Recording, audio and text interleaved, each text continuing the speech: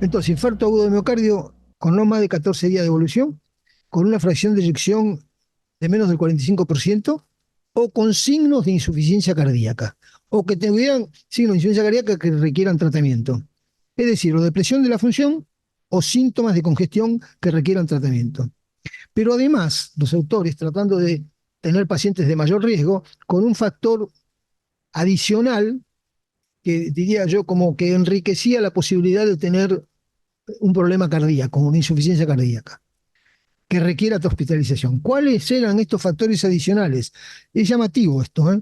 Fíjense, más de 65 años, una fracción del 35%, es decir, entraba solamente por esto, una historia de infarto de miocardio, fibrilación auricular o diabetes tipo 2, filtración de menos de 60 mililitros, elevado BNP o ácido úrico, elevada presión sistólica o presión ventrículo derecho en el eco, tres vasos en enfermedad coronaria, enfermedad arterial periférica o que tuviera un infarto que agudo no se hubiera revascularizado. Es decir, tiene menos de 45 o síntomas de congestión. Pero además de esto, alguna de estas cosas, como una forma de decir, acá tengo un paciente grave y acá va a mejorar con la glifosina. ¿Sí? Muy bien. Bueno, ¿cuáles eran las características? Una cosa es lo que uno dice que va a incorporar y otra es la cosa que finalmente incorpora. El tiempo desde el infarto era de 5 días hasta que fueron randomizados y se comenzó con el tratamiento. 78%, casi el 80% tenía menos de 45% de fracción de eyección. Y había un 57% de pacientes que tenían signos de insuficiencia cardíaca, que requirieron tratamiento. Y había un 20% de los pacientes que tenían una fracción de eyección de más del 45% con congestión. Entonces, 80% menos del 45%, de los cuales el 60% con insuficiencia cardíaca. Pero había 20 pacientes que solo entraron por congestión y que no tenían, y que tenían una fracción de eyección conservada, buena. ¿Ok? Muy bien. La edad, si la mitad de los pacientes tenía más de 65 años, uno de cada tres tenía diabetes, uno de cada tres tenía tres vasos coronarios y había un 70% de los pacientes tenían más de un elemento de los que dijimos antes que era factor predisponente a la cosa compleja. ¿Ok? 75% es infarto con supra, 25% es infarto sin supra, 80% habían sido, 90% habían sido revascularizados en el curso de un infarto. El 40% de estos pacientes se recibieron diuréticos y tenían valores muy elevados de BNP, acorde con que uno de los criterios era que tuviera síntomas. ¿Eh? Bueno, me parece que el dato interesante es esto que está acá. 80% con menos de 45, de los cuales 60 con insuficiencia cardíaca, pero había 20% con insuficiencia cardíaca con fracción de eyección conservada. Este es el resultado del estudio, ¿verdad? Fíjense ustedes, punto final de muerte de cualquier causa o internación por insuficiencia cardíaca, no hubo ninguna diferencia. Podemos bajar este cosito para abajo porque yo hice todos los diapositivos para deliberar la parte de arriba. ¿Eh? Ahora sí, ahí está. Sí, ¿ok? Entonces no hay diferencia, fíjense, el intervalo de confianza supera la unidad. Cuando estos dos puntos finales se separan, ¿eh? Es, tiene la hospitalización por insuficiencia cardíaca fue significativa, disminuyó la internación por insuficiencia cardíaca, pero no la muerte. ¿Ok? Bueno, acá la primera pregunta que uno se hace es, ¿cómo puede ser que disminuyó esto no lo disminuyó y las cosas, estas dos cosas juntas no alcanzaron? No sé si se entiende. Si yo a esto que tiene una diferencia le agrego algo que no tiene diferencia, debería dar una diferencia. Sin embargo, voy a dar un ejemplo de cuál es la problemática que hay detrás de esto ahora mismo. Cuando uno analiza todos los estudios que tuvieron todos los puntos finales que tenían en forma aislada o combinada hospitalización dieron, pero todos los restos de los puntos que incluyeron la muerte, ninguno dio nada. Muy bien. Este es un ejemplo de lo que pasa con este tipo de cosas. Es un ejemplo determinado. Supónganse que ustedes tienen mortalidad 100 de cada 100, 10% de cada 1000. En el grupo con tratamiento. Y en el otro grupo lo mismo. Por lo tanto, la relación de riesgo es 1. Ahora, tienen internación 200 y acá tienen 400. La relación de internación, supongamos que una cosa u otra tienen, ¿cuál es la relación de riesgo? 0,5. Cuando suman todo, 100 más 200, 300 y 100 más 400, 500 le da menos. Es decir, es interesante, cuando ustedes están sumando un fenómeno que no hay diferencia a un fenómeno que la tiene, ese fenómeno pierde diferencia. Y puede perder tanta diferencia como para hacerse no significativo. Por eso acá, esto es lo que pasa. Es interesante analizarlo de esta perspectiva, ¿verdad? Ahora, entremos ahora a analizar por qué el efecto de los SGLT2 en la disfunción del ventrículo izquierdo crónica funciona, pero no en la disfunción postinfarto. Bueno, acá uno debería analizar dos posibilidades. Que la población, hay un problema con la población, hay un problema con la intervención o con la intervención en esa población. Fíjense lo que pasó con el tamaño de la muestra. El criterio primero, hospitalización o insuficiencia cardíaca o muerte. Hospitalización por insuficiencia cardíaca o muerte. Inicialmente se pensaron que había que incluir 1.000 pacientes. Esto les daba una potencia del 85% y 23% de disminución del riesgo relativo, para descubrir este hallazgo. Ahora bien, ¿qué pasó durante el estudio? No tenían eventos. Lo subieron a 3.300, con la opción de incrementarlos a 5.000. No tuvieron suficiente, lo incrementaron a 6.500. Esto ya está indicando que tuvieron un problema con los criterios con los cuales estaban incorporando pacientes. No les daba, no había suficiente cantidad de riesgo. Ahora bien, vamos a comparar ahora empaglifosina posinfarto con el DAPA en insuficiencia cardíaca y EMPA en insuficiencia cardíaca. La edad no hay mucha diferencia, 63, 64,5, pero ojo, este sí era un poquito más. Lo que sí llama la atención es la fracción de eyección. La media acá fue 37, 31 y 28. Estos tenían mejor fracción de eyección, estos dos. Por último, con más del 45%, estos no tenían, porque el criterio de entrada menos de 45, menos del 40%, pero fíjense acá había 20% que tenía más del 45%. Es decir, que en algunos parámetros, la población randomizada en este caso, pese a todo lo que se dijo, tenía menos riesgo. Tal vez queda más en evidencia esto. Si analizamos la tasa de eventos en porcentajes por año en el grupo placebo de los tres estudios, EMPA posinfarto, DAPA insuficiencia cardíaca, EMPA insuficiencia cardíaca, la tasa combinada de muerte cardiovascular más hospitalización fue 3,5,7 acá. Y fíjense que acá 15,6, que era el punto final. Y fíjense acá 21. Es notable. La hospitalización 3,4, 9,8, 15,5 y la mortalidad total 3,8, 7,9 y 10,7. Es evidente que este grupo tenía menos riesgo. No hay ninguna duda que pese a todos los otros criterios que tenían acá, estos pacientes tenían menos riesgo que los enfermos en insuficiencia cardíaca crónica. Muy bien. Me parece que... Bueno, ¿cuáles son las causas? Eh, ¿Cómo analizan los autores la falta de efecto? Ya lo analizamos que evidentemente la población tiene menos riesgo, es decir, menos riesgo global. Ahora dicen ellos, miren, los criterios de inclusión que nosotros pensamos podrían haber resultado en generar una población de no mucho riesgo, pero esta aseveración es no clara. Entonces, los mismos tipos dicen, a lo mejor nos equivocamos en los criterios que usamos y seleccionamos una población de menos riesgo, pero no estamos seguros de eso, dicen. Segundo, el problema no es que se trate de un riesgo global menor, sino la posibilidad de que sea un riesgo diferente al de la insuficiencia cardíaca crónica. Es decir, no solamente es cuantitativamente menos, sino que es otro tipo de riesgo. Y para eso dicen lo siguiente: la trombosis del stent, el infarto recurrente, las complicaciones mecánicas y las arritmias relacionadas a una escara son condiciones que pueden producir mortalidad o morbilidad, y que evidentemente no es una condición que se ve en la insuficiencia cardíaca crónica. Segundo, las causas de muerte no cardíaca en los primeros 30 días contribuyen a la mortalidad a lo mejor más que en la insuficiencia cardíaca crónica.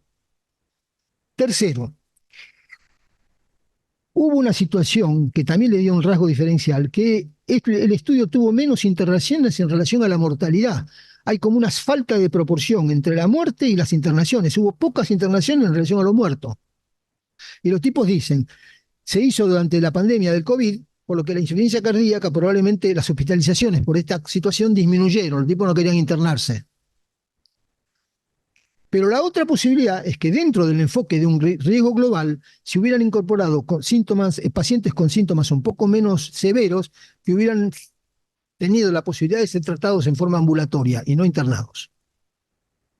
Como ustedes se darán cuenta, hay un rasgo cuantitativo y un rasgo cualitativo de la situación que condiciona esto. Pero tal vez un rasgo también interesante dentro de este aspecto diferencial es que los pacientes con compromiso de la función ventricular tienen una condición que es transitoria y que puede disminuir como resultado del pasaje del tiempo o de la revascularización. ¿Cuáles son las condiciones transitorias que hay un infarto que no existen en la insuficiencia cardíaca crónica? Una inflamación muy marcada como consecuencia del proceso agudo, como consecuencia de las intervenciones, una activación neurohormonal muy activa en las fases iniciales, la probabilidad de que haya un miocardio stunning o la probabilidad de que haya un miocardio que se tenga que remodelar, todo lo cual desaparece con el curso del tiempo y algunas veces con el curso de la revascularización, que determina que se trate de una condición transitoria y en el tiempo y que resulta diferente a la insuficiencia cardíaca crónica. Entonces, diferencias cuantitativas, diferencias cualitativas. Y esto me parece que es interesante para que nosotros tengamos una... Yo particularmente me pareció interesante porque uno piensa, mira, si funcionó en la crónica, tiene que funcionar en la aguda. Y el segundo aspecto, más allá de la población, es la intervención. Y en la intervención la cosa es muy simple. Hay mecanismos. Primero, el hecho de que sean de poco riesgo. Pero en segundo lugar, una serie de mecanismos de la insuficiencia cardíaca aguda que son diferentes y transitorios podrían determinar que los SGLT2 inhibidores no sean una intervención, no tengan la posibilidad de actuar. Muy bien. Ahora, tratando de ampliar el escenario, la pregunta que sigue es, ¿hay otras intervenciones en el infarto con disfunción que plantean la misma problemática? Bueno, falta muy poquito, Rolo, ¿eh? Se ha publicado también este año la dapaglifosina en el infarto de miocardio, que es la otra parte de esa historia. ¿Y qué dice este estudio en el New England? Este estudio dice que en pacientes con insuficiencia, con infarto de miocardio, luego de aproximadamente un año de tratamiento con dapaglifosina, había un beneficio significativo en relación al mejoramiento de las condiciones cardiometabólicas, pero no en el impacto de un punto combinado de muerte cardiovascular y hospitalización por insuficiencia cardíaca en relación al placebo. Es decir, mejoró lo metabólico, pero esto no mejoró, con dapaglifosina. Ok. Dos palabras, no es el objetivo de esta presentación analizar esto, pero dos palabras en relación a esto. ¿Cómo se hizo este estudio? ¿Vale la pena? Fíjense ustedes cómo tuvieron que hacerlo. Otra vez aparece el famoso win ratio. Y los tipos que hicieron, colocaron en un orden jerárquico de más significación a menos significación estas variables. Muerte, por ejemplo. Analizaron quién ganó o quién perdió con las muertes. Y eso fue lo primero. Luego, ¿se acuerdan ustedes cómo era el win ratio? Luego de eso, agregaron quién no solamente ganó con esto, sino también con hospitalizaciones. Tuvo menos muertes y más hospitalizaciones. Y así lo fueron diciendo, infarto no fatal, fibrilación auricular, diabetes, y finalmente tuvieron un punto final que tenía los 7 componentes ordenados en forma jerárquica, que era como se hace en el win ratio. ¿Ok? Muy bien. El punto final era este. Punto final era este.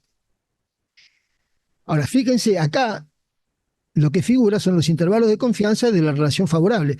Si el win ratio no toca la unidad, no tiene menos que 1, es a favor de la intervención. Esto es al revés del hazard ratio. Bueno, fíjense ustedes que recién cuando se incorporan 5 componentes, que son muerte, hospitalización, no fatal, fibrilación y diabetes, recién cuando se incorpora uno más, que la clase funcional y después con otro, llegan a la significación. Realmente es muy particular esto, ¿no? Particular. Ahora, cuando nos olvidamos de esto y decimos, che, pero ¿qué pasó con la muerte cardiovascular y la hospitalización? Y no fue significativa, como dijimos antes. Todo el resultado del estudio se fundamenta básicamente un poco en la mejoría de la clase funcional y sobre todo en que en que disminuyó el peso.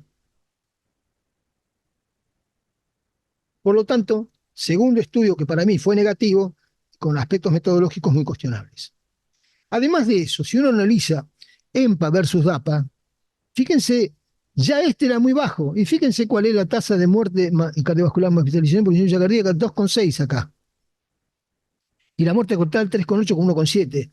Se trata de poblaciones que evidentemente eran de muy, muy bajo riesgo y con rasgos muy particulares. Por lo tanto, la dapaglifosina no tiene impacto sobre el punto final combinado de muerte y hospitalización por insuficiencia cardíaca en relación al placebo.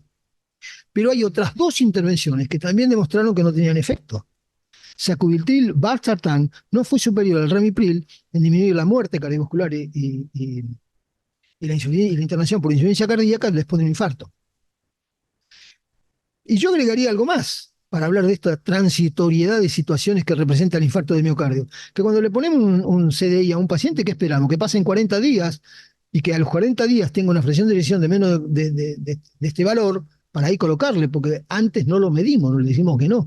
Las tres situaciones van en una tendencia a que en la fase muy aguda del infarto de miocardio complicado, hay ciertas condiciones que se van modificando que determinan que algunas intervenciones pueden ser más eficaces tardíamente que inicialmente.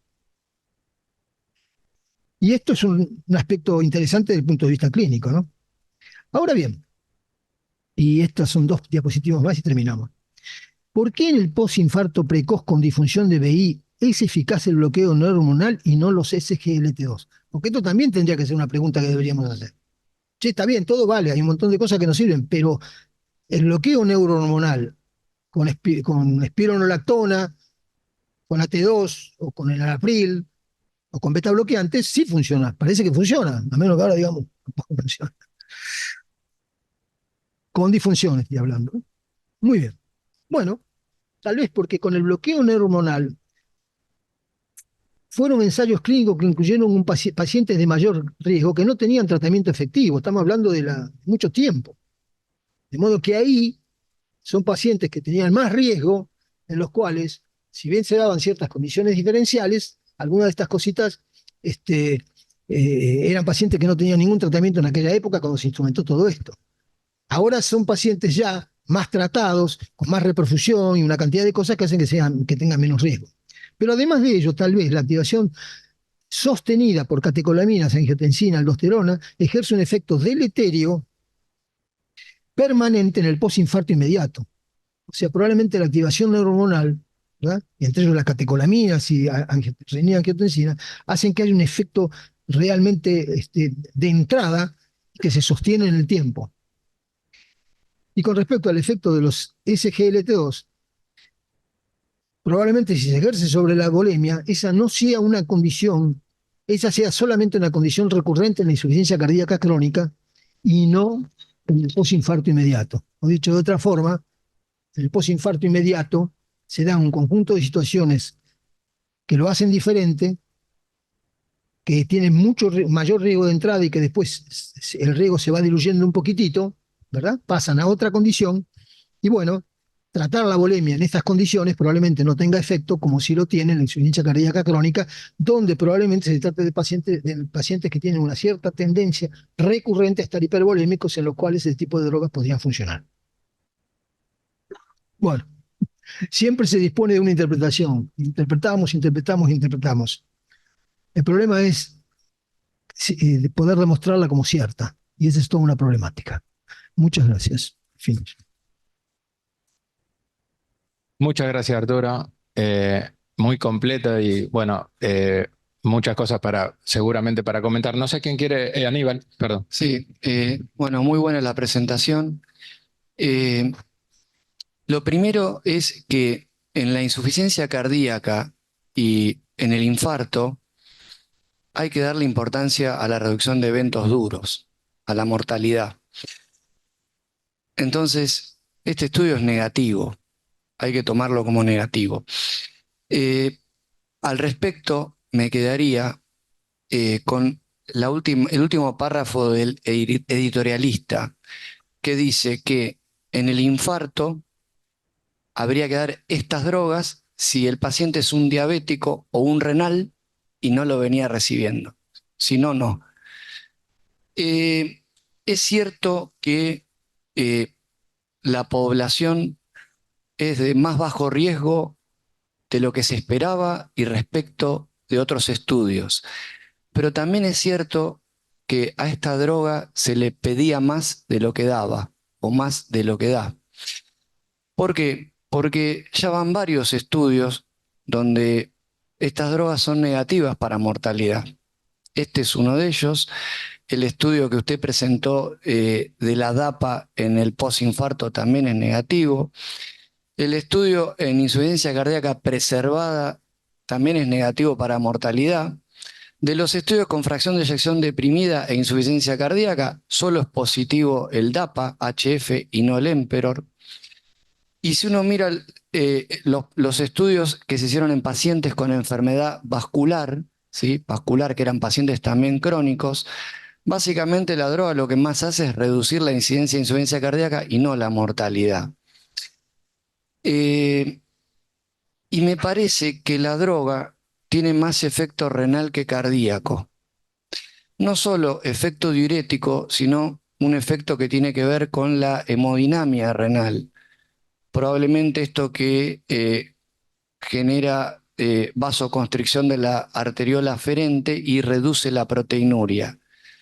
Y puede ser que en el paciente que tiene insuficiencia cardíaca crónica con fracción de eyección baja, son pacientes que tienen más enfermedad renal, a veces más allá de los valores de creatinina, y puede ser que estos enfermos que tienen una enfermedad que es aguda, es una enfermedad de novo, tienen menos compromiso renal. Eso por ahí desde lo mecanístico.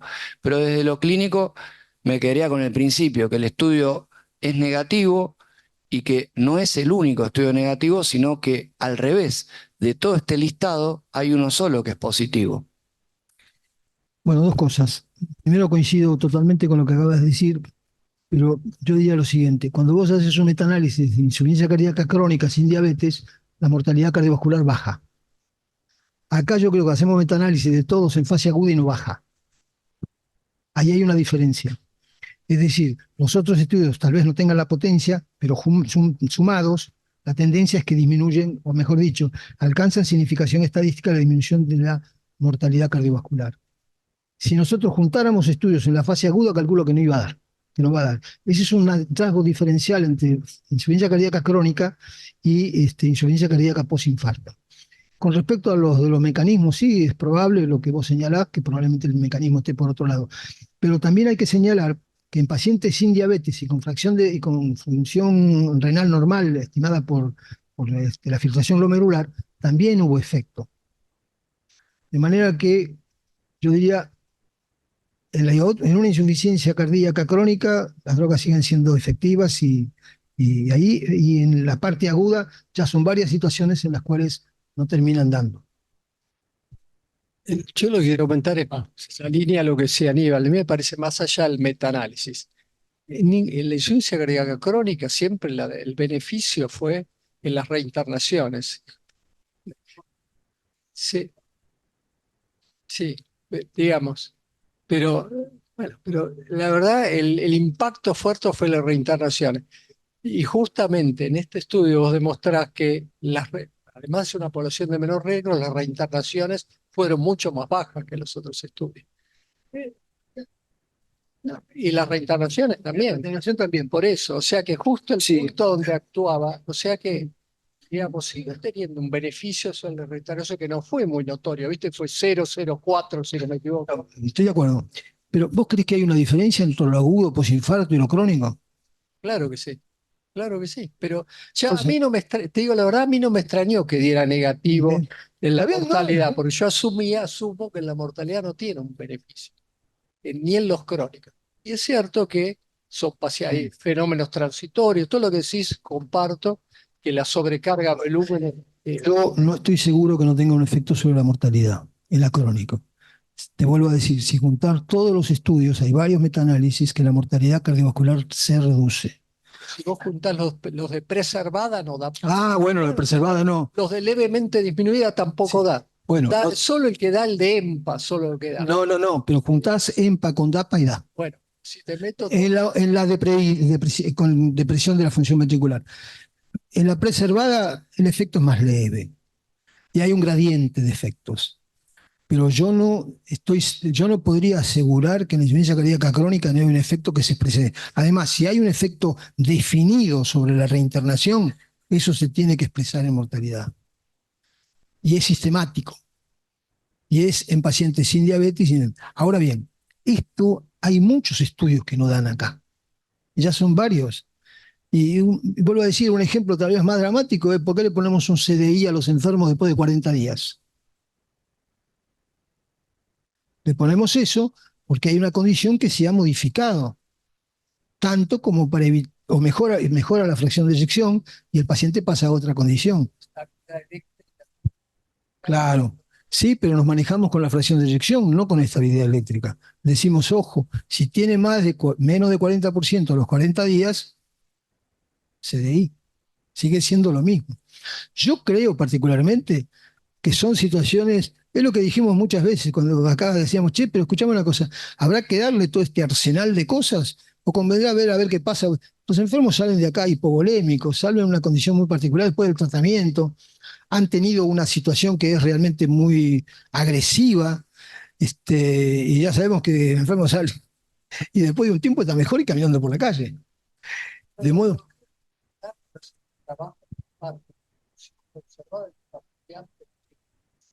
no, pero eso ya pensábamos que los betabloqueantes en el postinfarto solo habría que darlos con función deprimida. Ya era un concepto que me pareció que hubo que confirmarlo, estoy de acuerdo. Sí.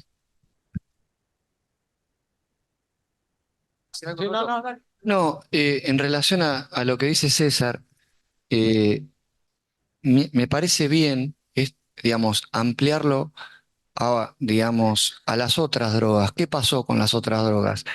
Porque cuando uno analiza el tema de insuficiencia cardíaca con fracción de eyección preservada y una toma el ejemplo del TopCat, que es un ensayo que usó espironolactona, y el estudio que usó sacubitril valsartán, ¿sí? Eh, no dio para el punto combinado, pero en el TopCat hubo reducción de reinternaciones y en el de sacubitril valsartán pegó en el palo, porque el intervalo de confianza justo está en la unidad. Y miren lo que le voy a contar. Cuando uno ve el tamaño muestral de ese estudio de sacubitril valsartán, es exactamente la mitad al de los SGLT2. Quiero decir acá que también hay una cantidad de cosas que tiene que ver con el diseño y con el financiamiento, ¿sí?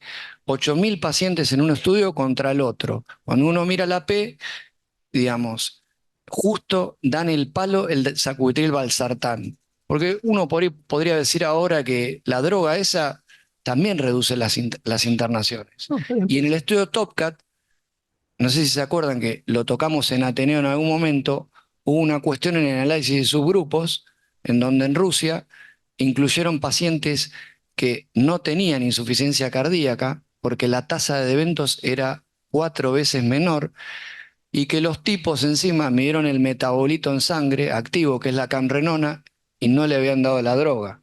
Es decir que acá también hay cuestiones que tienen que ver con el financiamiento, con el N, con la ética médica, con la ética de la investigación y con el seguimiento, ¿no? TopCap es un estudio que no hay que considerarlo porque metodológicamente tiene errores tan graves. Vos lo acabas de decir, lo que dio en Rusia no lo dio en ningún otro lugar. Por lo tanto, no sirve. Bueno, sí, es moral o vaya a saber qué, pero en última instancia se traduce en números. En números no hay que considerarlo, no sirve para nada. A ver, ese no es un error metodológico, no. Ahí se incluyeron pacientes que no tenían insuficiencia cardíaca, porque todos conocemos cuál es la tasa de eventos de un paciente con insuficiencia cardíaca. Los pacientes con ICC no tienen una tasa de evento de 1.5 por año. No, eso pasó en el Top Cat.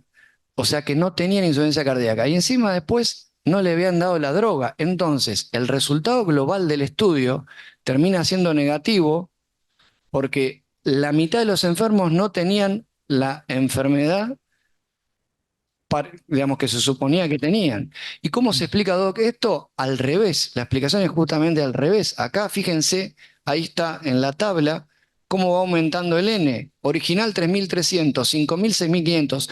Eso ni lo explican. ¿Se entiende? ¿A qué estoy diciendo acá? Que acá había un interés fenomenal, ¿sí?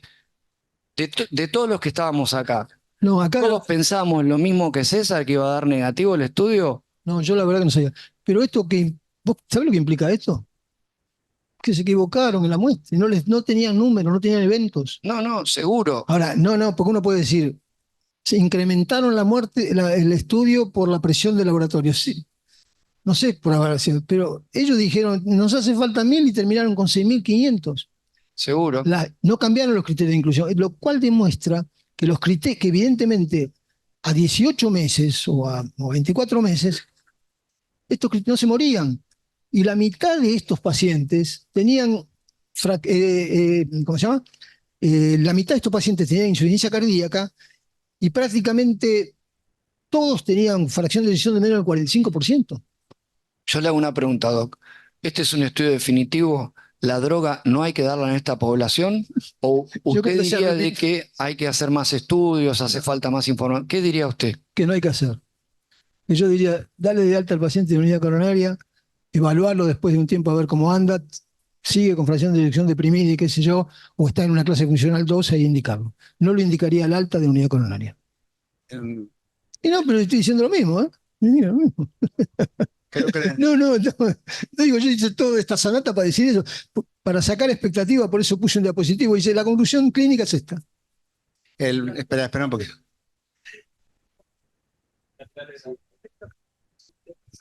Había muchos objetivos, reducir la reinternación. Sí. ¿No lo harías? ¿Pero qué internación? ¿Acá? No, porque el punto final fue negativo. Si vos analizás el punto combinado, metés con muerte, da negativo.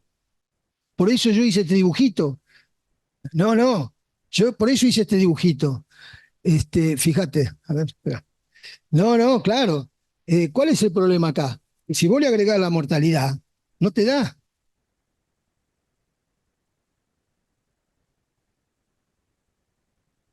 Es extraordinario, porque vos decís, che, pero mirá, vos decís, no, pero dio la internación. Sí, agregale la muerte, y ya no da. Cuando vos agregás más eventos, la relación relativa, el riesgo relativo disminuye, se diluye. Pero eso es extraordinario, porque mirá, la tasa de evento, simplemente aumentás la tasa de evento y ya no da. Luego yo decía, che, si yo le sumo algo que no da, algo que da, la sumatoria tendría que ser que da, no da. De todas maneras, conceptualmente me parece que flota en el ambiente algo que no se dice en forma clara. Se pretende comparar dos entidades que no son enfermedades iguales. Insuficiencia cardíaca es una enfermedad y la insuficiencia cardíaca en el curso de un infarto de miocardio es otra cosa distinta. Y que vos la das como hipótesis que presentan los autores, que hay fenómenos inflamatorios, que están en HART, etcétera, etcétera. Por lo tanto, comparar las dos cosas me parece que en sí mismo no es válida. Sí, Pero esto es post hoc, lo que quizás se podría hacer, porque el número da, y quizás el laboratorio pretenderá hacerlo, los autores querrán hacerlo o no, es subdividir los grupos y equiparar los estudios, los pacientes que tienen los estudios clásicos de epaglifosina o dopaglifosina, con los pacientes que se asemejaron más a esa población. Por ejemplo, los que tienen peor fracción de eyección. ¿Cómo sería?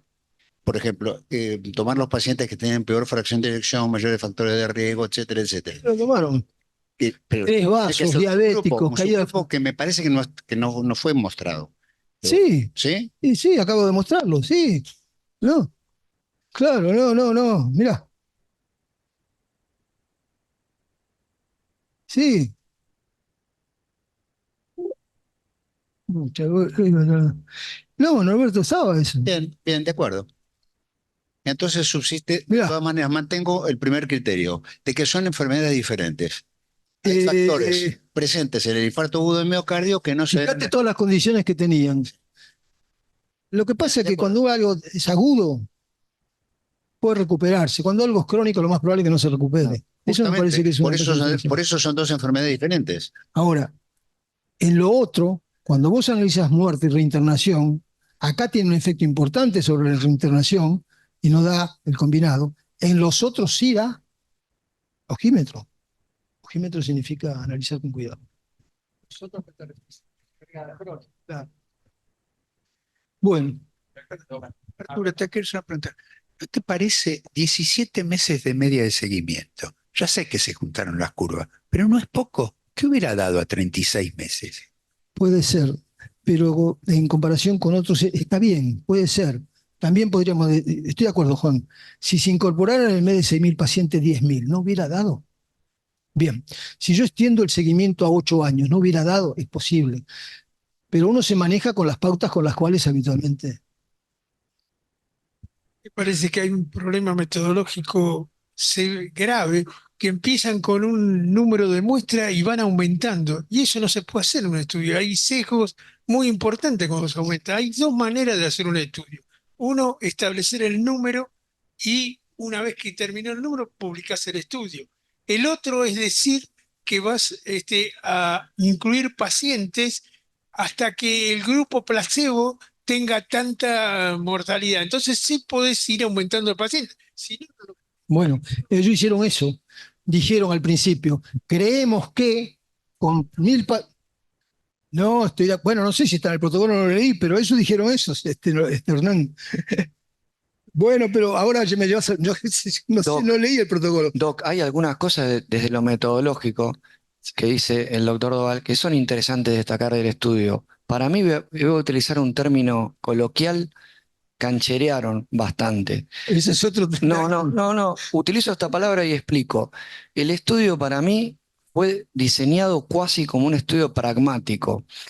La adjudicación de los eventos no tenía un core lab, sino era de acuerdo al investigador de cada centro.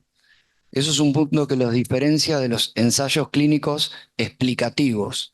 Después, las consultas eran virtuales y si uno ve la periodicidad de las consultas de las visitas, perdón, eran muy espaciadas. Y después no midieron un montón de variables que habitualmente se miden en este tipo de estudios, ¿no? Y después no hubo un análisis interino, ¿no? Que habitualmente hay un ensayo para ver si la droga es muy buena y hay que parar el ensayo porque es antiético y la droga es muy buena y hay que pararlo, o al revés, hay una toxicidad inesperada o inaceptable de drogas malas, hay que pararlo, o porque es fútil. Es decir, como que algunas cosas... Aníbal, dos cositas. Me parece que estamos todos de acuerdo con el resultado del estudio, que lo que tenemos que hacer a partir de este estudio. Estamos tratando de interpretar distintas situaciones y extrapolar las cosas. Los tipos hacen este análisis de la muestra y dicen, mira, vamos a tener tantos eventos sobre esta historia y buscando estas dos cosas, y dicen, nos hacen falta 1.000 pacientes. Se inicia el estudio y le dicen, che, no tenemos eventos, no vamos a llegar a nada, y lo aumentan por protocolo, y después lo van a aumentar. Con respecto a lo que vos decís del tema, ¿cómo se llama? De la característica de los pacientes, 3,8 de mortalidad contra 8. Y acá no hay tutía, es la mortalidad de cualquier causa. Acá no hay interpretación, ni internación, ni esto, ni aquello, ni se murieron la mitad de los pacientes por año en relación a los estudios crónicos. Es evidente que los tipos creyeron, mira, se nos van a morir, no se murieron. Ahora, ¿por qué no se murieron? Y no se murieron porque a lo mejor las pautas con las cuales se define la mortalidad en forma crónica no son las mismas que en forma aguda, primero. Segundo, que el tipo está mal, pero hay una condición transitoria por el cual después mejora un poquito. Pero este punto de muerte de cualquier causa, de 4 contra 8 y contra 10, es evidente que es otra historia.